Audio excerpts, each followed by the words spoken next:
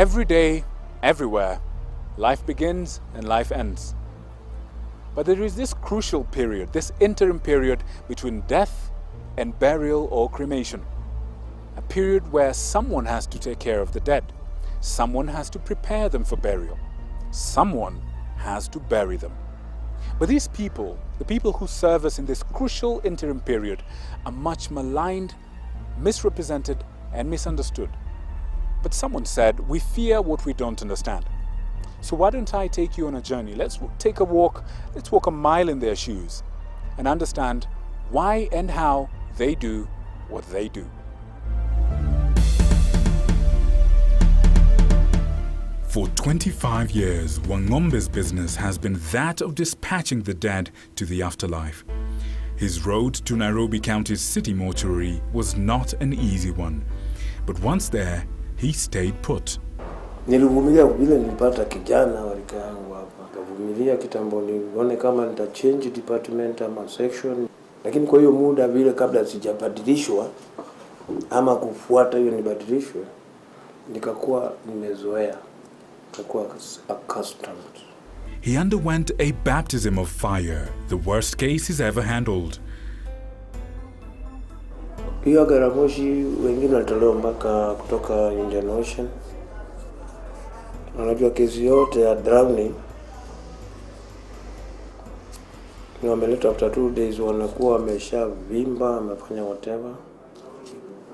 Vitu zingine zika naweza kusema hapa juu kama ni kuchukua fingerprints, uwezo ukachukua fingerprints na ule mtu wako ametolewa kwa maji, kwa inabidi unavaa pengine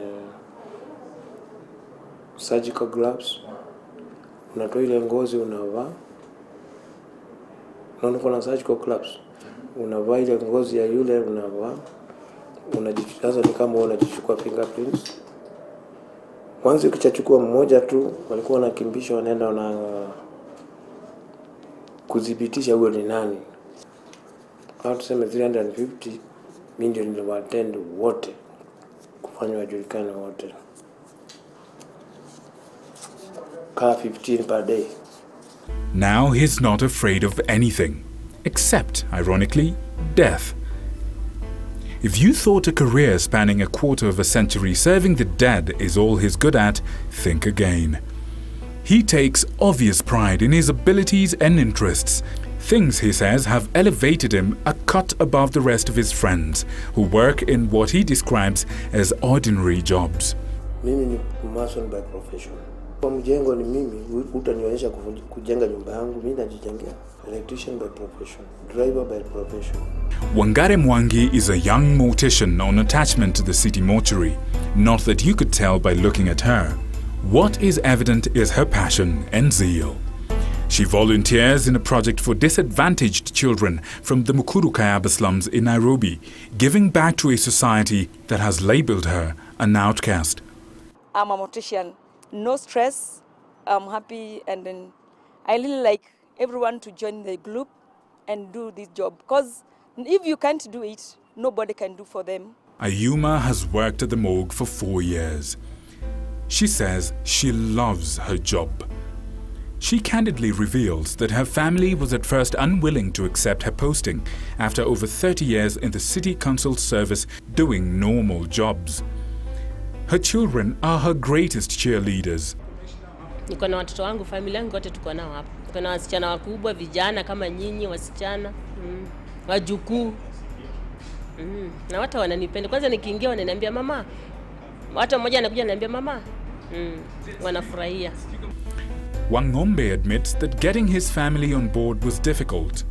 Well, nilipopata bibi, sikumweleza nafanya hapa. Lakini alipogundua alienda kauliza shangazi yake ambaye alikuwa daktari Mbisha. Pale nimeoleka huyu mtu nasikia anafanya mochari. Niko hatarini. Aliambiwa hapana, hao watu wagako ni kama madaktari tu. For Jared Okello, who has been married for 7 years, the most difficult part was telling his wife what his profession was. To start for a mortician, it was hard to explain to her what you are undergoing. But with the time, the moment you pass around, she can understand what you are doing. With the time, she cope. She understands that it's like another job that somebody is doing. So there is no big deal. The moment you are free with your family and your relatives and your friends knows what you are doing, then there is no problem. In ancient Egyptian legend, after chief god Osiris was killed by his half-brother Seth, the god Anubis embalmed his body. Since then, Anubis was worshipped as the god of those who cared for the dead, a job that was conducted by highly respected, specialized priests. The caretakers were respected for their role in society. Today, they have fallen from grace. Reverence replaced by ridicule. Long forgotten is the importance of their services, which allow our dearly departed to maintain dignity, even in death. A dignity that would be compromised by the stench of decomposition or the unrepaired body damage from accidents, illnesses, and other causes of death. The caretakers of City Mortuary are hurt by this harsh judgment. My problem is sometimes people, they have that phobia, that mentality that the people works in maybe in a morgue, they get drunkards, they take beer, they take bangi, they take all types of unusual drinks or unusual drugs. But they need to understand that each and everybody who works here is a human being. He or she has a family. You see, let people know that so long as you are working in a morgue, you are a profession, you are a mortician. Hakuna madawa tunatumia. Ni ile tu call uko nayo na unafanya kazi venye inatakikana. Sifa ya hii kazi ama jina yenyewe ya hii kazi huwa inaogopesha.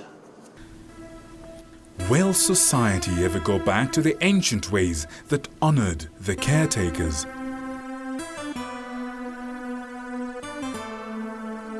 The question is mine. The answer is yours.